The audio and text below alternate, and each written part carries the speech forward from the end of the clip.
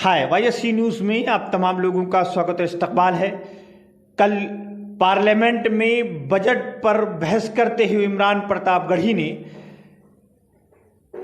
हुकूमत को और ख़ास करके वज़ीर ख़जाना निर्मला सीतारमण को ऐसे घेरा कि उनसे जवाब नहीं बन सका और वह मुंह छुपाती हुई फिर रही थी। बल्कि बीजेपी वाले अपने आप को ये चाह रहे थे कि कैमरा हमें न दिखाए बल्कि इमरान प्रतापगढ़ी को दिखाता रहे, क्योंकि जो चीज़ें ये बता रहे हैं इससे हमारी हज़ीमत होगी। आप लोग इमरान प्रतापगढ़ी के इस स्पीच को सुने कि किस तरीके से 15 मिनट तक उन्होंने बीजेपी की धज्जियां उड़ा दी और पार्लियामेंट के उस बजट का, जिसे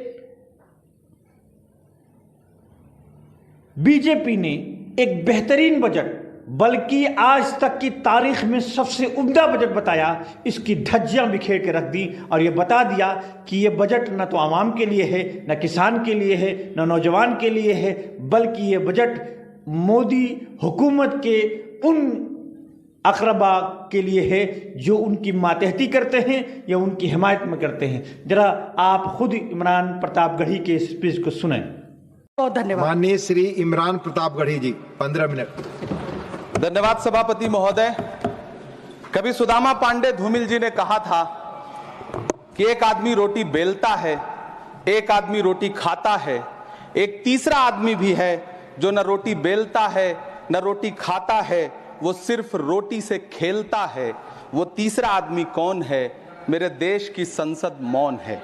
सभापति महोदय, वो भी क्या दिन थे जब संसद में देश का बजट पेश होता था तो देश की सड़कें ठहर जाया करती थीं। रेल बजट पेश होता था तो लोगों की उम्मीदें रेल के डिब्बों की तरह पटरियों पर दौड़ने लगती थीं। पूरा देश धड़कने रोक करके वित्त मंत्री और रेल मंत्री को सुना करता था। अफसोस, अब बजट पेश हो जाता है, मीडिया चैनल सरकार का महिमा मंडन करते हैं और बेचारी जनता बजट के आंकड़ों के शब्द जाल में उलझी हुई महीनों बाद समझ पाती है कि उसका तो फिर से कट गया। सभापति महोदय, पिछले 2 साल अमृतकालीन बजट पेश किए गए और इस बार एक नई शब्दावली गढ़ी गई है, तुष्टीकरण बनाम संतुष्टीकरण का बजट। सभापति महोदय, सुनने में कितना अलंकारिक लगता है ये शब्द। सोच रहा हूं देश की वित्त मंत्री और प्रधानमंत्री जी से पूछूं कि आखिर किसकी संतुष्टि?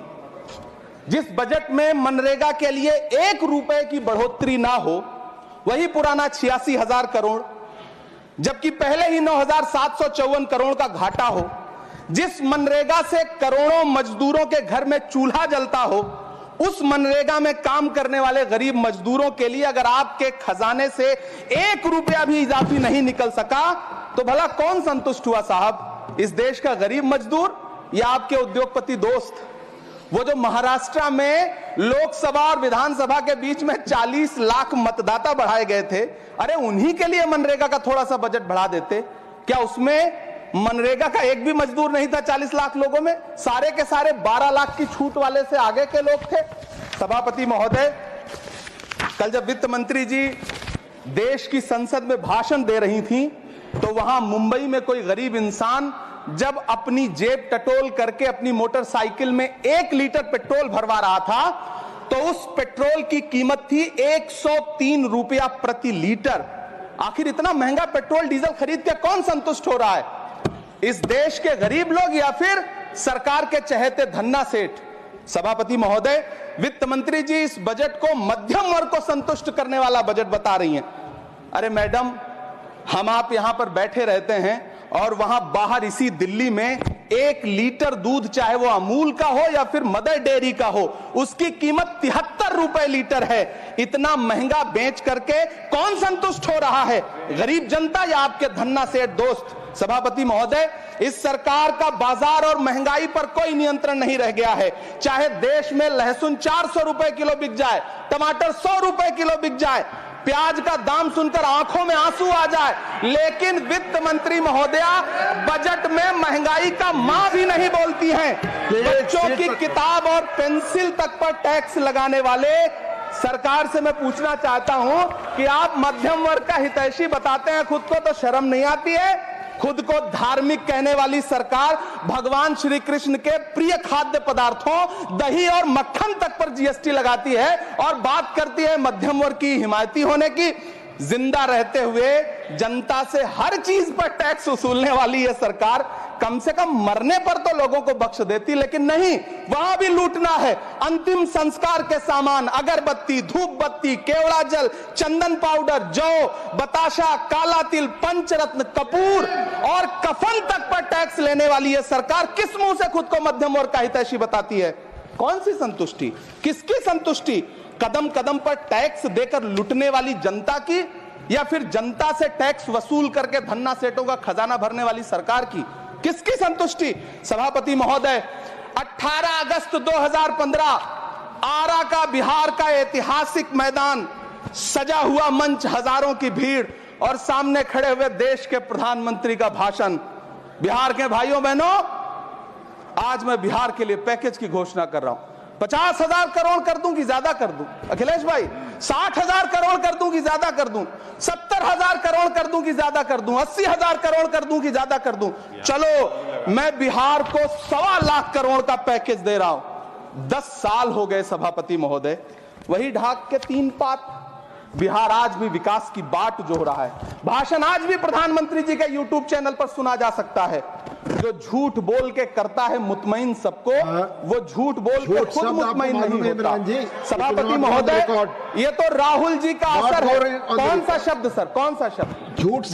ठीक है सर, मिथ्या बोल करके, जो मिथ्या बोल के करता है मुतमईन सबको, वो मिथ्या बोल के खुद मुतमईन नहीं होता। ये राहुल जी का असर है। जो मखाना बोर्ड की घोषणा हुई, अखिलेश जी आपको याद होगा, भारत जोड़ो न्याय यात्रा में 30 जनवरी 2024 को बिहार के रंगभूमि मैदान में राहुल गांधी जी का पूर्णिया में भाषण था और उसमें मखाना को लेकर उन्होंने आवाज उठाई थी। ये उनका असर है कि आपको मखाना बोर्ड बनाना पड़ा, वरना तो आप मैखाना बोर्ड बनाने वाले लोग हैं। सभापति महोदय, बिहार को झूठे पैकेज और चुनावी दिलासे देना बंद करिए।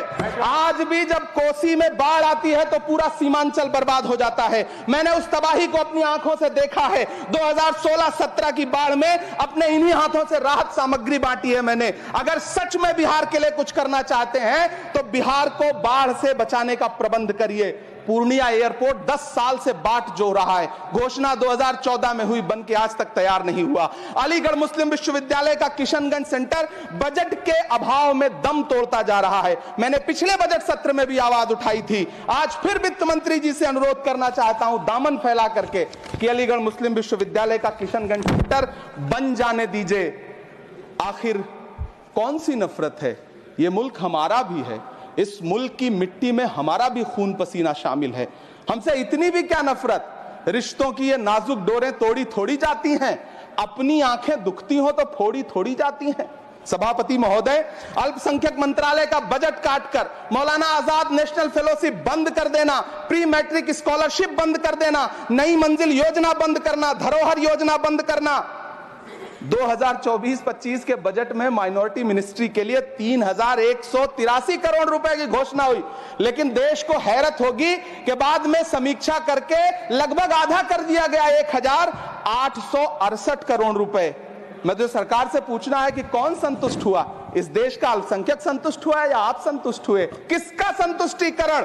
सभापति महोदय, मैं प्रधानमंत्री जी से कहना चाहता हूं कि आप ही ने 1 मार्च 2018 को किंग अब्दुल्ला को, जॉर्डन के किंग अब्दुल्ला को मेहमान बना करके इसी दिल्ली में एक कॉन्फ्रेंस में कहा था कि मैं मुसलमानों के एक हाथ में कंप्यूटर और दूसरे हाथ में कुरान देना चाहता हूं।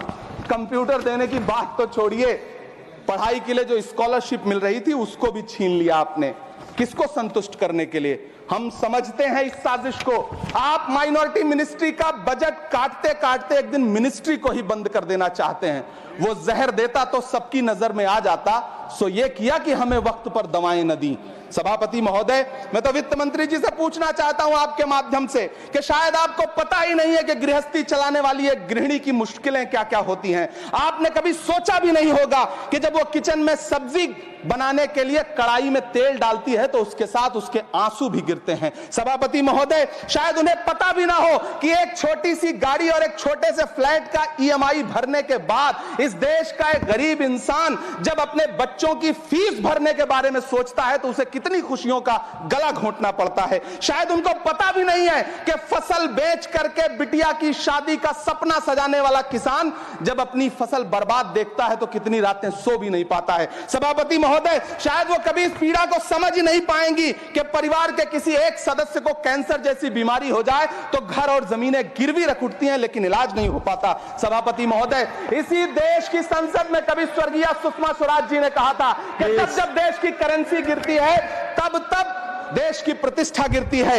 एक तरफ कोलंबिया जैसा छोटा सा देश और उसके प्रधानमंत्री गुस्तावो पेत्रो खड़े हैं जो कोलंबिया के नागरिकों को हथकड़ी लगाकर लाने वाले जहाज को अमेरिका बैरंग वापस लौटा दे रहे हैं, और दूसरी तरफ हमारे प्रधानमंत्री जी खड़े हैं जो बेड़ी और हथकड़ी लगा करके लाए गए बेटों के अपमान पर एक शब्द नहीं बोल रहे। सभापति महोदय, मैं इतिहास के पन्ने पलट रहा हूं, मुझे दो किरदार याद आ रहे हैं। एक तरफ निक्सन के 7वें बेड़े की धमकियों के सामने लोहे की तरह अडिग इंदिरा गांधी खड़ी हैं, तो दूसरी तरफ खुद ही नमस्ते ट्रंप का नारा लगाते हुए प्रधानमंत्री जी खड़े हैं। मेरे कानों में सुषमा स्वराज जी की आवाज गूंज रही है।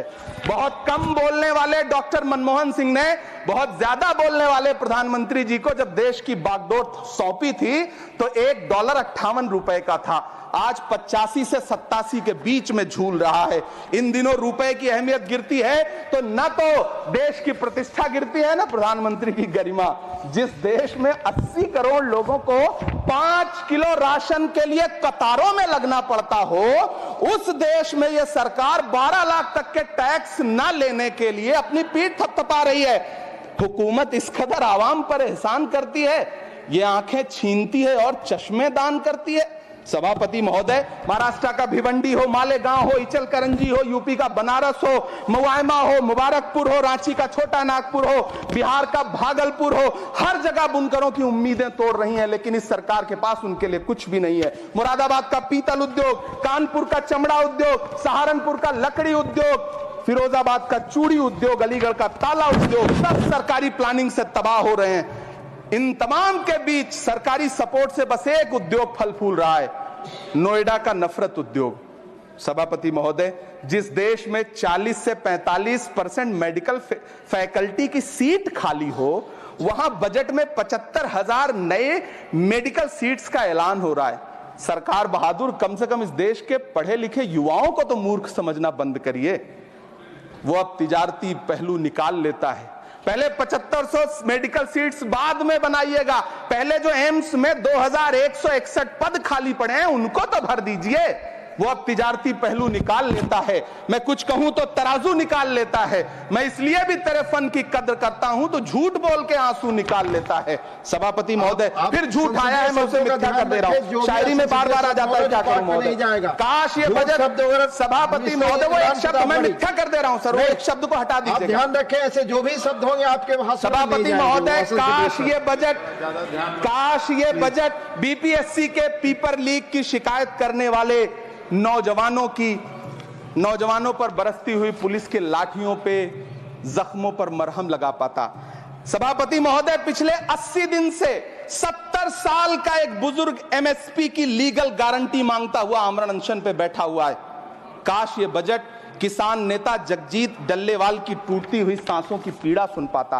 काश ये बजट प्रतियोगी परीक्षाओं की तैयारी के लिए दिल्ली, कोटा, पटना, अहमदाबाद जैसे शहरों में, इलाहाबाद जैसे शहरों में किताबों के साथ गल रहे युवाओं के सपनों को जिंदगी दे पाता। काश ये बजट वंदे भारत के सुनहरे विजुअल के बजाय देश की गरीब जनता को कुछ और पैसेंजर ट्रेनें दे पाता। काश ये बजट सीनियर सिटीजन को ट्रेन टिकटों में मिलने वाली रियायतें वापस लौटा पाता जिनको सरकार ने कोविड के नाम पे छीन लिया था। काश ये बजट किसानों की राह में कीले नहीं बल्कि कालीन बिछाने वाला बन पाता। काश ये बजट सरकारी मालिकों को यह समझा पाता कि नेहरू को कोसने से अर्थव्यवस्था नहीं सुधरेगी, उसके लिए डॉक्टर मनमोहन सिंह साहब की अर्थनीति अपनानी पड़ेगी। पिछले 11 साल से नेहरू जी को कोस रहे हैं, आखिर कब तक कोसिएगा? थोड़ा पंडित नेहरू जी के बारे में पढ़िए, तब पता चले कि पंडित नेहरू की शख्सियत का नाम है। दुनिया का पहला ऐसा राजनेता जिसने अपनी जिंदगी की आजादी के लिए, देश की आजादी के लिए 3259 दिन अंग्रेजों की जेल में बिताए। पंडित नेहरू एक ऐसे महान शख्स जिनके पिता पंडित मोतीलाल नेहरू, जिनकी बहन विजय लक्ष्मी पंडित, जिनके बहनोई पंडित रंजीत सीताराम, जिनकी बेटी इंदिरा गांधी, जिनके दामाद फिरोज गांधी, सब ने अंग्रेजों से लड़ते हुए स्वतंत्रता आंदोलन में जेल काटी। आप किस मुंह से उनकी लकीर छोटी करने की बात करते हैं? नहीं कर पाइएगा, 7 जन्मों में नहीं कर पाइएगा, क्योंकि जिस्म की मौत कोई मौत नहीं होती है। जिस्म मिट जाने से इंसान नहीं मर जाते, धड़कने रुकने से अरमान नहीं मर जाते, सांसें थम जाने से ऐलान नहीं मर जाते। जिस्म की मौत कोई मौत नहीं होती है। सभापति महोदय, मैं आपके सामने खड़ा होकर के एक बहुत छोटी सी कहानी सुनाना चाहता हूं कि महान बादशाह सिकंदर ने जब यूनान फतेह किया तो जीत का जश्न मनाने के लिए शहर की सड़कों पर निकला। तो उसने देखा कि पूरा शहर तो जश्न मना रहा है, एक फकीर सड़क के किनारे चादर तान के सो रहा है। सिकंदर को गुस्सा आया, घोड़े से उतरा, उस फकीर के पास गया और उसे सोता देख करके उसे जोर की एक लात मारी और लात मार के कहा कि क्यों रे फकीर, मैंने यूनान फतेह कर लिया, लोग जश्न मना रहे हैं और तू सो रहा है। उस फकीर ने उन्नीदी आंखों से सिकंदर को देखा और देख करके कहा कि शहर जीतना बादशाहों का काम है, लेकिन लात मारना तो गधे का काम है। सभापति महोदय, गरीब जनता को लात मारना बंद करिए। ये अमीरों के लिए बनाया गया बजट है, ये निराशाजनक बजट है। हम अमृतकाल सुनते आ रहे थे, ये अमृतकाल इतनी जल्दी समाप्त हो गया कि अब अमृतकाल का कोई नाम तक नहीं लेना चाहता है। इसलिए मैं इस सदन में खड़ा होकर के देश की वित्त मंत्री महोदया से कहना चाहता हूं कि आपने अल्पसंख्यकों के बजट में जो कटौती की है उसको बहाल करिए। आपने मनरेगा को जो स्थिर रखा है उसका घाटा 9,754 करोड़ है, कम से कम उतना बढ़ा करके फिर से उसे बहाल करिए। नौजवानों के लिए रोजगार दीजिए, किसानों को एमएसपी की लीगल गारंटी दीजिए। यही मैं आपसे अपील कर रहा हूं। धन्यवाद सर, आपने इतना जो समय दिया उसके लिए शुक्रिया। माननीय श्री बाल योगी